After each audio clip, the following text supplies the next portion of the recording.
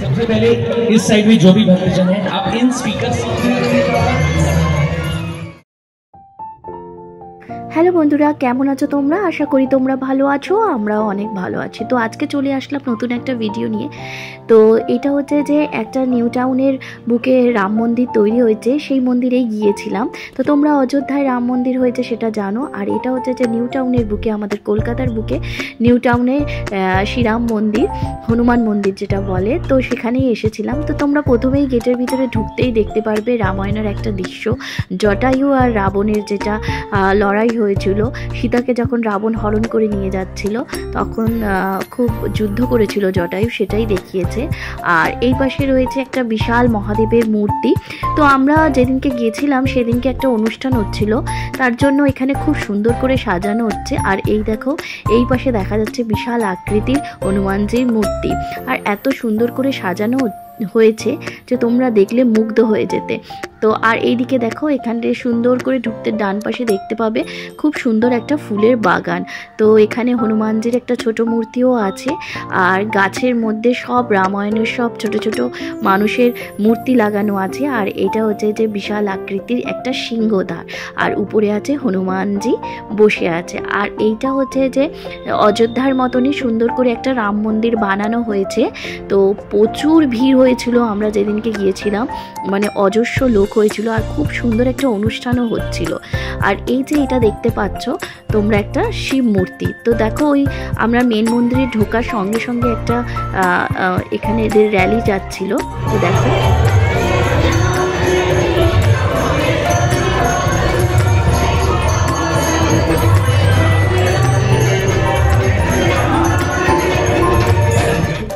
তো এই যে যেটা অযোধ্যার মতো রাম মন্দির বানানো হয়েছে, দেখো উপরটা কি সুন্দর কারুকার্য করা হয়েছে, বিশাল আকৃতির একটা ঝাড়বাতিও লাগানো হয়েছে, খুব সুন্দর মন্দিরটা।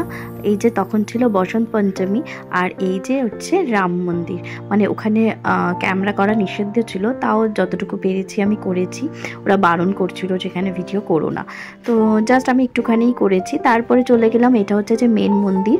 তো এটা হচ্ছে যে শ্রীরাম মন্দির। এখানেও এই যে এখান দিয়ে উঠতে হয়, আর এই যে এই ওঠার সাথে পাশেই দেখতে পারবে বিশাল আকৃতির একটা মহাদেবের মূর্তি।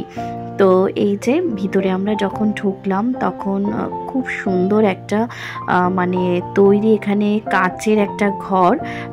তো এই পাশটা দিয়ে যখন যাচ্ছিলাম তখন এইদিকে রয়েছে একটা শিবের মূর্তি, এটা একটা পাশে আছে গণেশ বাবার মূর্তি।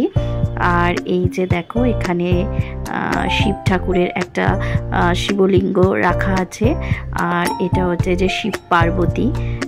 খুব সুন্দর মানে ঠাকুরগুলোকে এখানে মূর্তিগুলোকে রাখা আছে। এটা হচ্ছে যে জগন্নাথ দেবের, জগন্নাথ সুভদ্রা বলরামের মূর্তি। তো তার পাশেই আবার এখানটাও রাখা আছে, এটা হচ্ছে যে তোমার বিষ্ণু আর লক্ষ্মী মাতার মূর্তি। তো এখানে একসঙ্গে তোমরা অনেকগুলো বিগ্রহের মূর্তি দেখতে পারবে। এটা হচ্ছে যে রাম, সীতা আর লক্ষ্মণের, আর এইটা হচ্ছে যে মূর্তি। আর তার পাশেই আছে এখানে শ্রীকৃষ্ণ আর রাধার, আর এখানে মূর্তি আছে, মানে অনেক রকমের এখানে ঠাকুর আছে। আর খুব সুন্দর এখানে সব ফটোগুলো রাখা আছে রামায়ণের। আর পুরো ঘরটা পুরো এত সুন্দর তৈরি করা হয়েছে, যেন কাচের মনে হচ্ছে একটা শীষমহল তৈরি করা হয়েছে। আর আর এই যে এখানে হচ্ছে যে হনুমানজির মূর্তি রাখা আছে ছোট্ট একটা, এখানে সবাই বসে পুজো করছে। তো আমিও একটুখানি পুজো দিয়েছিলাম। তো এই যে দেখো, এখানে হোম যজ্ঞ করে এখানে পুজো করা হয়। তো নিচে সবাই যারা যজ্ঞ করছিল দিচ্ছিল। তারপরে আমরা বেরিয়ে আসলাম, বেরিয়ে এসে এখানে ভিতরে তো ধূপকাঠি মোমবাতি জ্বালাতে দেয় না, তারপরে আমরা এখানে ধূপকাঠি মোমবাতি জ্বালিয়েছিলাম। তারপরেই পাশেই ছিল একটা জিন মাতার মন্দির, এইটা হচ্ছে যে জিন মাতার মন্দির। তো তারপরে আবার একটা র্যালি এসে গিয়েছিল।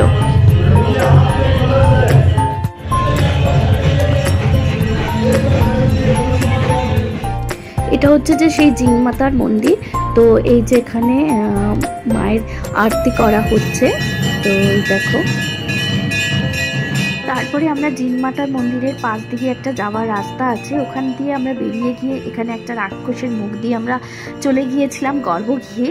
তো এখানে আছে দেবাদিদেব মহাদেবের মূর্তি, আর সারা দেয়ালে তোমার রামায়ণের কাহিনী এরা তুলে ধরেছে খুব সুন্দর করে। এখানে দেখো শ্রীরাম আছে, তারপরে এখানে পুরো কাহিনীটা রামায়ণের সমস্ত কাহিনী দেয়ালে এরা তুলে ধরেছে। আর এখানে দেবাদিদেব মহাদেবের মূর্তি আছে, শিবলিঙ্গ আছে, এখানে ঠাকুরমশাইও আসে নাকি, পুজোও হয়। তারপরে এখান থেকে আমরা বেরিয়ে চলে গেলাম, পাশে একটা অনুষ্ঠান হচ্ছিল। ওই যে দেখো সমস্ত স্টেজের মধ্যে 52টা রাম আনা হয়েছে, রাম ঠাকুর আনা হয়েছে, একসাথে এখানে উদযাপন করা হয়েছিল সেই দিনকে। আর প্রচুর লোক হয়েছিল, মানে আমি ঠিক করে দেখতে পর্যন্ত পাচ্ছিলাম না। আর যিনি ওই শঙ্খ দিয়ে জল দিচ্ছেন ওনাকে মাতাজি, বাবুসা মাতাজি বলে এনারা এখানকার লোকেরা এখানে পুজো করেন, তো সেটাই এখানে হচ্ছিল। कि भक्त चाहते हैं कि अगर मैं आदक उस पर संकट का क्या कहा, बाबा साहब भक्तों के संकट को बाबा साहब भगवान दूर से ही भगा देते हैं। बोलिए बाबा साहब भगवान की। आइए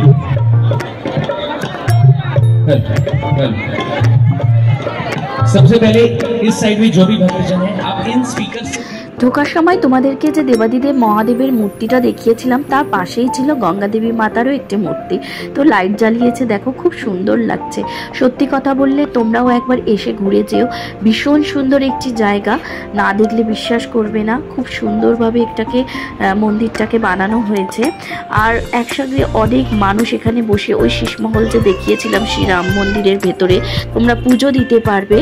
তো আর এই যে দেখো এখানে বিশাল আকৃতি যে হনুমানজির মূর্তিটা দেখছো, এইটা হচ্ছে যে 151 ফিটের একটি হনুমানজির মূর্তি। তো কেমন লাগলো ভিডিওটা তোমরা জানিও। আজকের জন্য ভিডিওটা এখানেই এড করছি, আবার আসবো অন্য একটা ভিডিও নিয়ে।